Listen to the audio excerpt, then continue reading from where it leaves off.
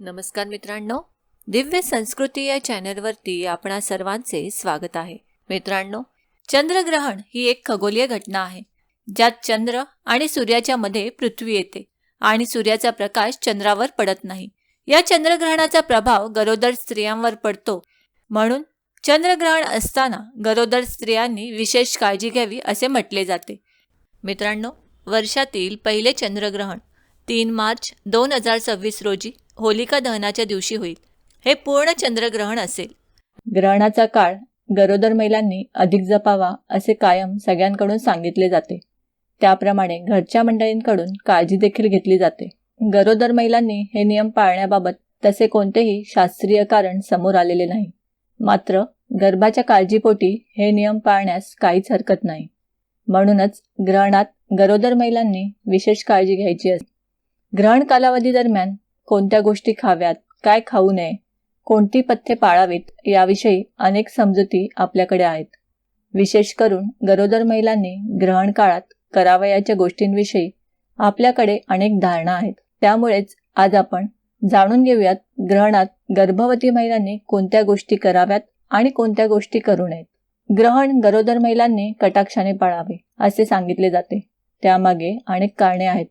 असं म्हटलं जातं की गरोदर महिलेने ग्रहण न पाळल्यास त्याचा विपरीत परिणाम हा गर्भातील बाळावर होत असतो आणि हाच परिणाम टाळण्यासाठी अनेक गरोदर महिला कटाक्षाने हे ग्रहण पाळतात.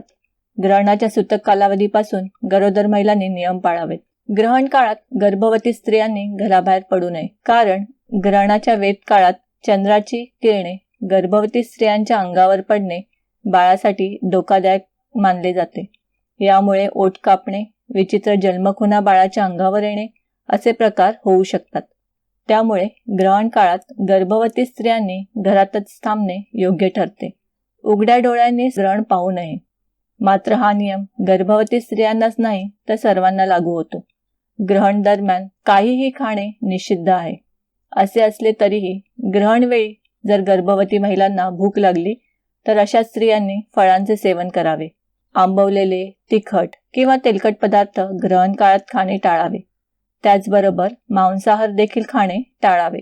गर्भवती स्त्रियांनी ग्रहण काळात 2दा आंघोळ करावी, ग्रहण सुरू होण्यापूर्वी आणि ग्रहण संपल्यानंतर. त्यामुळे ग्रहण काळातील नकारात्मक ऊर्जा दूर होण्यास मदत होते. ग्रहणाचा नकारात्मक प्रभाव टाळण्यासाठी गर्भवती महिलेने जिभेवर तुळशीचे पान ठेवून हनुमान चालीसा किंवा दुर्गास्तुतीचे पठण करावे. यामुळे मनःशांती मिळते, तसेच ग्रहण काळातील नकारात्मक ऊर्जेपासून तुमचा बचाव होतो. ग्रहणाचे वेध लागले की पिण्याच्या पाण्यावर तुळशीपत्र ठेवावे. तुळशीची पाने घातलेले पाणी ग्रहण काळात प्यावे. तुळशीच्या पानांमुळे पाणी दूषित होत नाही.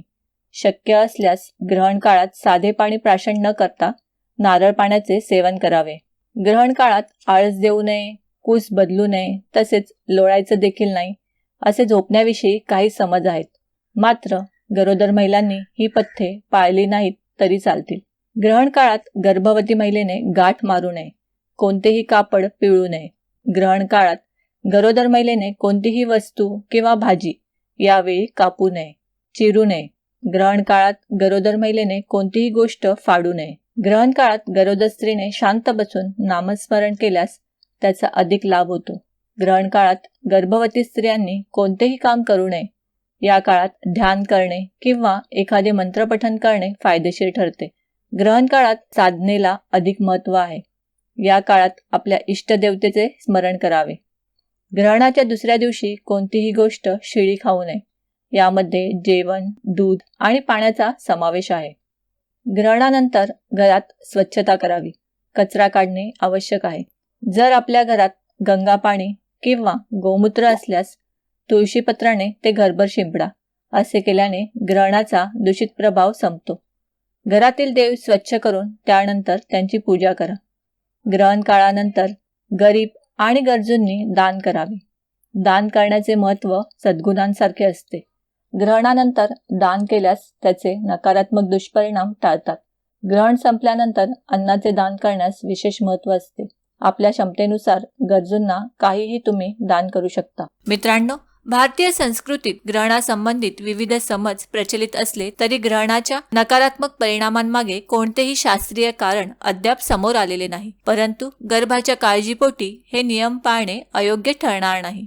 मित्रांनो, वर्षातील पहिले चंद्रग्रहण 3 मार्च 2026 रोजी होलिका दहनाच्या दिवशी होईल. हे पूर्ण चंद्रग्रहण असेल, जे भारत, पूर्व आशिया, आग्नेय आशिया, ऑस्ट्रेलिया, पॅसिफिक महासागर, उत्तर अमेरिका आणि दक्षिण अमेरिकेच्या काही उत्तर देशांमधून दिसेल. पंचांगानुसार हे चंद्रग्रहण 3 मार्च 2026 रोजी मंगळवारी फाल्गुन पौर्णिमेच्या तिथीला लागणार आहे. भारतीय वेळेनुसार चंद्रग्रहण दुपारी 3:20 सुरू होईल आणि संध्याकाळी 6:47 राहील. हे ग्रहण एकूण 3 तास 27 मिनिटे दिसेल. चंद्रग्रहण सुरू होण्याची वेळ दुपारी 3:20 असेल. खग्रास पूर्ण चंद्रग्रहण सुरू होण्याची वेळ दुपारी 4:34 असेल. ग्रहणाचा मध्यकाळ संध्याकाळी 5:04 असेल. खग्रास पूर्ण चंद्रग्रहण संपण्याची वेळ संध्याकाळी 5:33 असेल आणि चंद्रग्रहण संपण्याची वेळ संध्याकाळी 6:47 असेल. खग्रास कालावधी 59 मिनिटे असेल. ज्योतिषशास्त्रानुसार चंद्रग्रहणाचा सूतक काळ खूप महत्त्वाचा असतो. वर्षातील हे पहिले चंद्रग्रहण भारतात दिसणार असल्याने त्याचा सूतक काळही लागू होईल. चंद्रग्रहण सुरू होण्याच्या 9 तास आधी सूतक काळ सुरू होतो. ज्योतिष आणि धार्मिक मान्यतेनुसार या काळात कोणतेही शुभ कार्य करणे टाळावे. सूतक काळ 3 मार्च 2026 रोजी सकाळी 6:20 सुरू होईल आणि संध्याकाळी 6:46 चालेल. भारताच्या बहुतेक भागात आंशिक चंद्रग्रहण दिसेल, तर पश्चिम भारतात उपछाया चंद्रग्रहण दिसेल.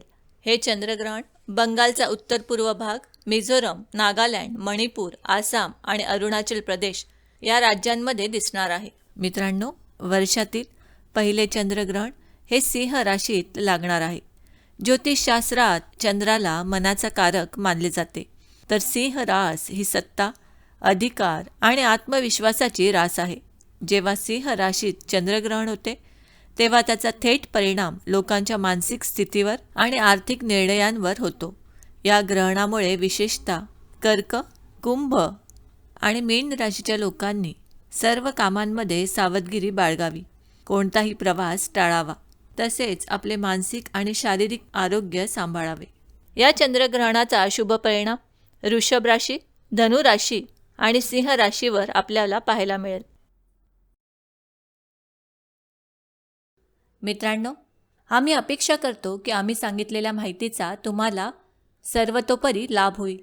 माहिती आवडली असल्यास ही माहिती तुम्ही मित्रपरिवाराबरोबर शेअर करा आणि अजूनही जर तुम्ही दिव्य संस्कृती या चॅनलला सबस्क्राईब केलं नसेल तर आमचे नवनवीन व्हिडिओ पाहण्यासाठी चॅनलला आजच सबस्क्राईब करा. धन्यवाद.